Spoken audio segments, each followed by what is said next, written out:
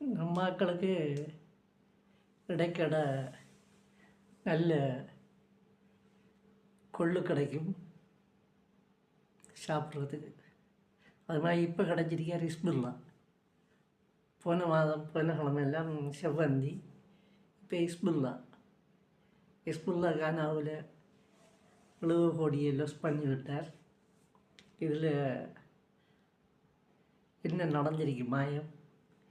இதுக்கும் ஐஎஸ்ஓக்கும் இதுக்கும் தொடர்பு இருக்கா? ஹிஸ்புல்லா ஒரு சரித்திரம். அந்த சரித்திரத்தை இவங்க யாரும் அழிக்கல. அது இந்த தமிழ் இயக்கங்கள் மாதத்துக்கு ஒரு தரம். அதுலேயும் ஹிஸ்புல்லாட கிழக்கு மாநிலத்திலேருந்து அடிபட்ட கொஞ்சம் பேர் இருக்காங்க. இப்போ ஐரோப் கண்ட்ரிகளில் ஹிஸ்புல்லாட டீமில் வாங்கி கட்டினவங்க, எஸ்பெஷலாக இந்த ஊர்கால் படையில் வாங்கி கட்டினவங்க நிறைய பேர் இப்போ ஐரோப்பா நாடுகளில் இருக்காங்க. இவங்க அழுகிறத பார்த்தா ரொம்ப ரொம்ப ஆசையாகவும் ஆர்வமாகவும் இருக்குது. ஆப்பிரிக்கா கண்ட்ரிங்கிறது அது ஆப்பிரிக்காண்டு இல்லை, வேர்ல்டுலேயே மாஃபியாக்கள் இருக்காங்க. அதில் ஆப்பிரிக்காவில் கொஞ்சம் ஸ்பெஷலாக இருக்காங்க. ஆனால் படிக்குவாங்க. நம்ம இந்த யாழ்ப்பாண புத்திசாலிகளை விட படிக்குவாங்க.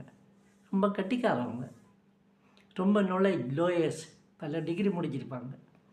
யாழ்ப்பாணத்தில் 3 கேசி இருந்துக்கிட்டு செல்வநாயகன் கேசி, அப்படி கேசி, அமுதலிங்கம் கேசி அப்படின்னு சொல்லிக்கிட்டு இருந்தாங்க. ஆனால் முழு ஆப்பிரிக்கா முழுக்க வெல் எடிகேட்டட் இருக்காங்க. அவனோட மெயின் லாங்குவேஜ் வந்து இங்கிலீஷ் தான். அவன்கிட்ட என்ன லாங்குவேஜ் இருந்தாலும் லாங்குவேஜ் இங்கிலீஷ். அதால் அவங்க நிறைய படிச்சிருக்காங்க. இன்ஜினியர்ஸ் இருக்காங்க, டாக்டர்கள் இருக்காங்க.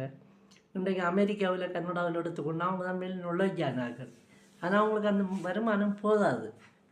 அதனால் இந்த சட்டத்தில் உள்ள ஓட்டை உடைச்சல்களை நல்லா படிச்சிருக்காங்க.